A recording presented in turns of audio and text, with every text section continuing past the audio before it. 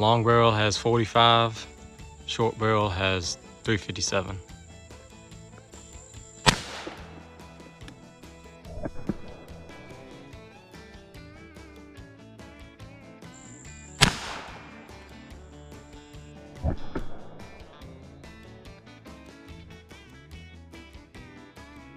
Now we got 2 long barrels and 2 357s.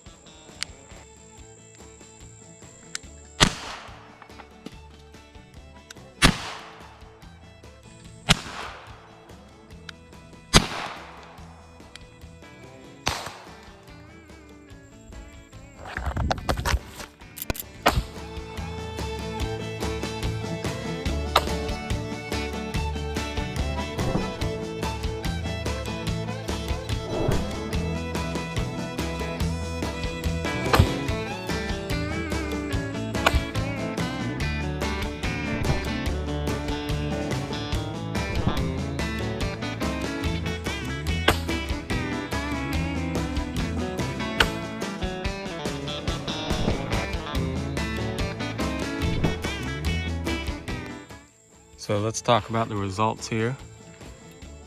The one on the bottom is the short barrel. The one on the top is the long barrel. And you can see they're both pretty much the same, 7.5. Long barrel 7.5, short barrel is 7 5/8. So not a whole lot of difference with the 357 110 grain slugs.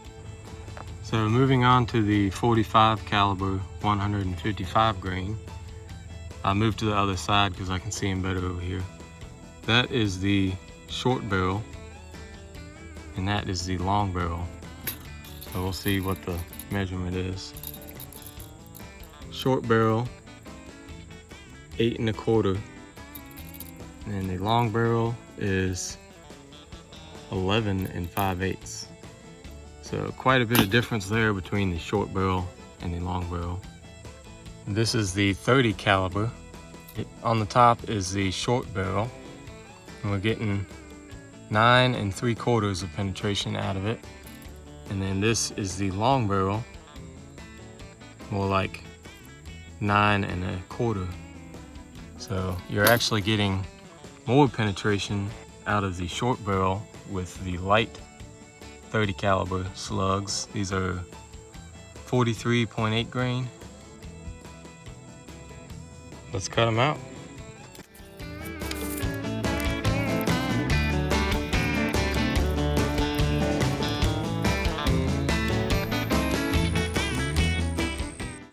You could honestly probably reuse these after shooting them in gel. So we know that the lighter slugs work better out of the short barrels, and the heavy slugs work better out of the long barrel. The heavier the slug is, the longer it's going to take to accelerate to its max velocity. Everything after max velocity is pretty much just causing friction and drag and slowing the slug down before it actually exits the barrel. So we could probably even use a longer barrel with the 45 and get more velocity. I don't know where that cap's gonna be, but maybe 7 inches or so. But with these light slugs, it's actually slower out of the long barrels because they reach full velocity probably around there, and then all that's drag slowing the slug down. So yeah guys, if you want to shoot heavy slugs like this, go with the short barrel. If you want to shoot lighter slugs like this, sabboted 357s or something, then by all means cut your barrels down. It's not really going to make any difference in power. You might gain a little bit even.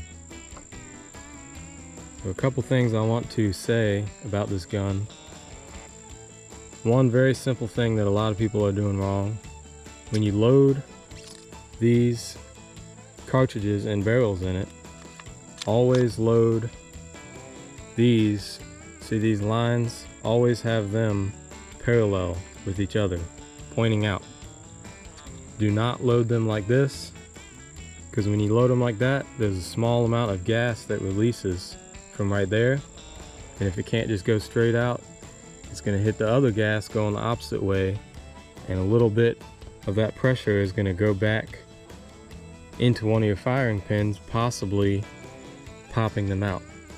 There's little snap rings in there, and I think that's why everybody's firing pins is falling out, is because they're not paying attention to how they're loading their cartridges. I've shot this hundreds of times with them oriented this way and have not had a single firing pin issue or nothing. So, another thing, you're not going to get good accuracy out of this at all unless you get some type of non-factory insert to keep your barrel centered. With the factory one, it's just, there's so much play in it. They wobble around. One of them shoots way high, one of them shoots way low. You're not going to get any sort of good group out of it. So if you want accuracy, get a buddy with a 3D printer or something, 3D print you something.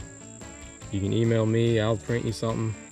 Just keep that in mind before you get this gun.